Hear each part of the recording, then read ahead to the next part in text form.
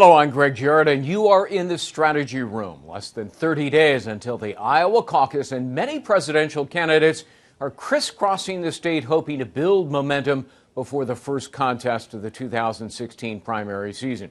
Running with full speed ahead, Texas Senator Ted Cruz, who's cruising through the Hawkeye State with a 6-day, 28-town bus tour, hoping to stay on top. According to Real Clear Politics, he is on top. He's leading with 31% among an average of recent polls in Iowa. Businessman Donald Trump close behind in second place, and only a few weeks to go. Can Cruz stay in the lead? Joining us now with political analysis are David Mercer and Brad Blakeman in D.C. Gentlemen, good to see you. David, let me start with you. In your experience, when you're on top, does that make you a bigger target? Without a doubt. You have a target on your front and your back because you got to worry about the media attention, which has you as a target, and then those behind you are looking to take you out. And that's what you see happening. And that target right now, the biggest one, is on Trump. But it's been hard for Cruz to break through. You know, you got Donald Trump taking all the oxygen out of the room. And I have to add that especially in Republican primaries, it is very hard to become the nominee without winning either Iowa and New Hampshire.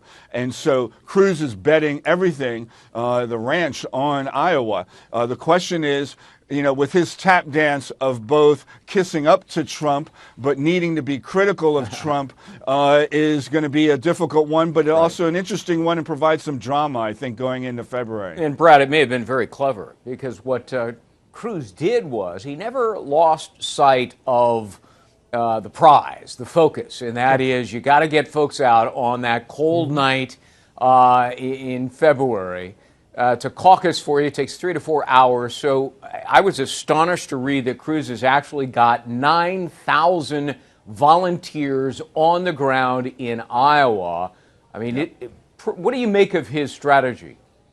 I think it's great because he's kept his eye on the prize, as you correctly pointed out. Iowa and New Hampshire and primaries are all about grassroots and an organization on the ground, pulling people out to vote, cajoling people, touching people.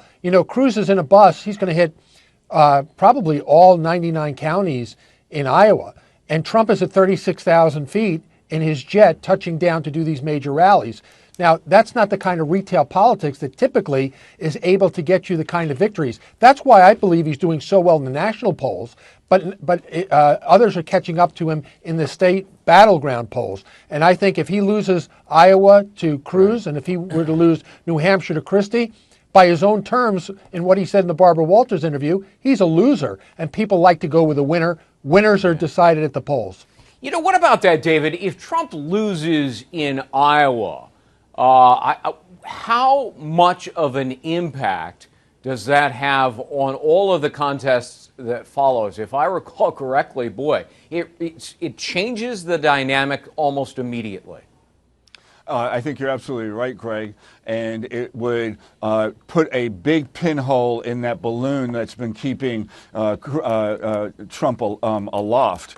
And I would also say that if it is Cruz that beats him, the next thing you might want to look back at is 92, with Clinton not playing in Iowa, being the comeback kid in New Hampshire, not winning it, but coming in second. But the big thing for Clinton was, well, let's see how he plays in the South, being a Southern governor. Right. And he did have that. But then the next test was, can he win Illinois? And he did, which showed he was a national candidate. I think that's a kind of pathway that we'd be looking at Cruz trying to pursue if he were to take out Trump. Yeah. But he does change the dynamics, that's for sure. Brad, will the crowded GOP feel winnows significantly after Iowa and maybe New Hampshire?